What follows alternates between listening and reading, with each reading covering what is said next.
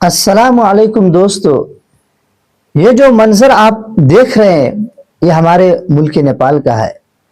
پہاڑ سے مٹی اور پانی کا سیلاب آیا اور پل بھر میں شہر تباہ ہو گیا، ہزاروں گھر تباہ ہو گئے، ہزاروں لوگ شہید ہو گئے، بہت بڑا جانی اور مالی نقصان ہوا۔ اللہ رب العزت فرماتے ہیں ظہر الفساد فی البر والبحر بما کسبت ایدی الناس، کہ خشکی اور سمندر میں فساد ظاہر ہو گیا لوگوں کے اپنے ہاتھ کی کمائی کی وجہ سے۔ حضرت نبی کریم صلی اللہ علیہ وسلم فرماتے ہیں کہ جب لوگوں میں گناہ عام ہو جائے اور برائی سے روکنے اور بھلائی کے حکم کرنے کو چھوڑ دیا جائے تو اللہ کا عذاب سب پر آ جاتا ہے۔ گاڑیاں بہہ گئی، پل ٹوٹ گئے، ہزاروں گھر تباہ ہو گئے، بہت بڑا مالی اور جانی نقصان ہوا۔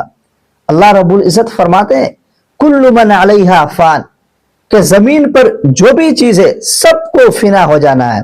وَيَبْقَى وَجْهُ رَبِّكَ ذِو الْجَلَالِ وَالْإِكْرَامِ، اور صرف تمہارے رب کی ذات باقی رہے گی۔